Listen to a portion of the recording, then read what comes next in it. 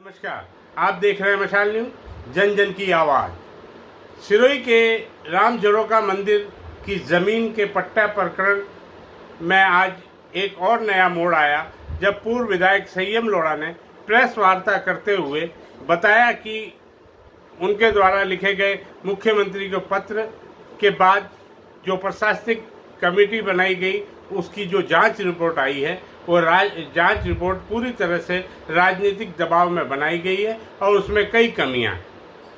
इसे लेकर उन्होंने फिर से मुख्यमंत्री को पत्र लिखा है। अब इस जांच में क्या क्या कमियां रही, उन्होंने पत्रकार वार्ता के दौरान पत्रकारों को बताई। आइए देखें क्या बोले पूर्व विधायक संयम लोढ़ा। और वर्तमान जिला कलेक्टर ने ज्वाइन करने के बाद उन 4 प्रकरणों की जांच के लिए जो जिला कमेटी बनाई थी अतिरिक्त जिला कलेक्टर की अध्यक्षता में, मैंने इसकी जांच रिपोर्ट आपको दे दी है, चारों ही प्रकरणों की। और इन जांच रिपोर्टों के अंदर जो बदनीयती से तैयार हुई है, राज्य हित के विपरीत बनाई गई है, उसके संबंध में मैंने वापस माननीय मुख्यमंत्री जी को पत्र लिखे। उन पत्र की प्रति भी आपको उपलब्ध कराई गई है सबकी। तो बात यह है कि जो राम जरोका के 8 पट्टे हैं, बनाए गए जो जयराम दास जी के पट्टे के आधार पर, मंदिर का न्यास पंजीकृत है और मंदिर की भूमि का पट्टा पहले से मौजूद है। अब एडीएम ये कहते हैं, वो कमेटी ये कहती है कि 2001 में जो वसीयत बनी उसमें इस पट्टे का जिक्र नहीं। तो सिरोही के प्रशासन को इतनी समझ तो होनी चाहिए कि जो पट्टा 2002 में बना है उसका उल्लेख 2001 की वसीयत में कैसे होगा। इनकी पूरी जांच नगर परिषद ने जो इनको कागज दिए उसके आधार पर, न तो मंदिर भूमि का पट्टा कैसे बना 2002 में, उसकी कोई जांच की, न उसके आवेदन देखे, न वो पत्रावली देखी।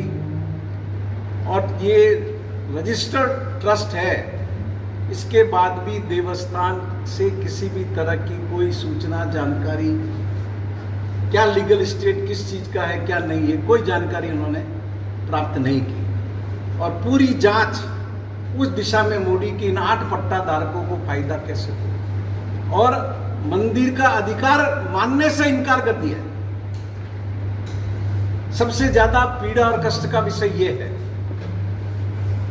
जांच इनको ये करनी चाहिए थी कि मंदिर भूमि पर पट्टे जारी करने में जानबूझ करके गलत रिकॉर्ड, तथ्य छुपाना, अधिकार क्षेत्र से बाहर जाकर के कार्रवाई करना, लाभार्थियों और अधिकारियों की क्या मिलीभगत है, क्या साठगांठ है, किसी बिंदु पर कोई जांच नहीं।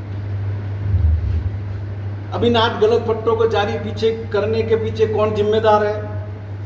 अब ये कहते हैं पट्टे निरस्त करने के आदेश पर स्थगन हो। उसका कारण एकमात्र लाइन है, उस आशुतोष आचार्य ने उस जांच रिपोर्ट में ये लिख दिया कि ये उससे बाहर की प्रतीत होती है, और उसको आधार बना करके उन्होंने, जबकि समय समय पर आपको भी जो दस्तावेज उपलब्ध कराए गए, जो जयराम दास जी के प्रार्थना पत्र भी आपको समय समय पर मेरे द्वारा भेजे गए, उसमें उन्होंने साफ लिखा है कि मंदिर की भूमि है, हमारी गाय यहाँ हैं, हमारे फूल यहाँ होते हैं, और लोग इसको हजम करना चाहते हैं, इसलिए इसका पट्टा बना। और तत्कालीन बोर्ड ने जो भारतीय जनता पार्टी का था, इसी आधार पर इस भूमि का उनके नाम नियमन किया। कोई जयराम दास जी अपने घर से लेके आए थे क्या जमीन? जमीन तो मंदिर की थी और वो उसके महंत थे, इसलिए उनके नाम से पट्टा बना। तो अब ये नई बात एक लेकर के आगे सिरोही का है हमारे महान अधिकारी कि ये तो जमीन हमारे खाते की है, उन पट्टा धारकों को फायदा पहुंचाने के लिए कि रिकॉर्ड पर इसकी एंट्री हमारे नाम पर है। तो ये एंट्री ठीक करने का दायित्व किसका था? आपने अपना रिकॉर्ड ठीक नहीं किया, आपने उसका म्यूटेशन सही नहीं किया, और जो एंट्रीज आपको करनी थी वो नहीं किया आपने। तो प्रशासनिक चूक का लाभ आप मंदिर को अधिकार विहीन करके थर्ड पार्टी को कैसे दें, जिनका कोई लेना देना नहीं है, कोई अता पता नहीं है जिनका। तो इतनी भारी बेईमानी इस जांच रिपोर्ट में हुई है, जो आप अवलोकन करेंगे तो आपको पता चलेगा। अब जो मंदिर की भूमि है, उसकी जो 99 साल की स्कूल की लीज हुई है, कोई एक लाइन उस पर नहीं, कोई इसके बारे में वो जांच समिति किसी तरह का कोई अंकन नहीं करती। अब वो तो मौके पर भी रिकॉर्ड के अंदर है जमीन मंदिर के 75 लाख रुपए का लेन देन इसमें वो जो नोटरी के जरिए एग्रीमेंट हुआ उसका दिखाया है। कहाँ से आया, क्यों जांच नहीं की, क्यों आपने ईडी को नहीं लिखा, क्यों इनकम टैक्स को नहीं लिखा, पैसा कहाँ से आया?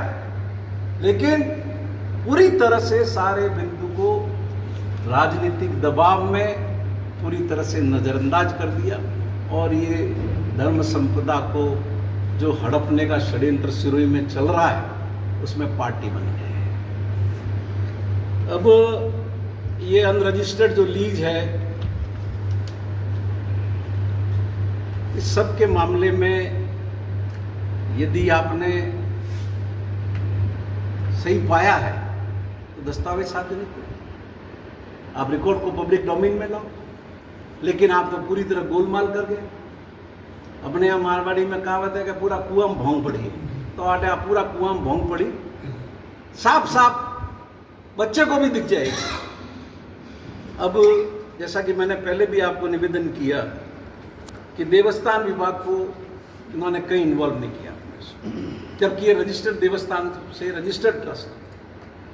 तो ये सारी चीज़ें इसलिए की गई है कि इन 8 पट्टा धारकों को फायदा पहुंचाए। सारे जो अपने इन्होंने इसमें नतीजे जांच के दिए, वो सारे नतीजे इसी ओर इंगित करते हैं। अब दूसरा जो अपना प्रकरण था मुख्यमंत्री जी के यहाँ से जांच आई, उसमें वो लाल बेरा शमशान।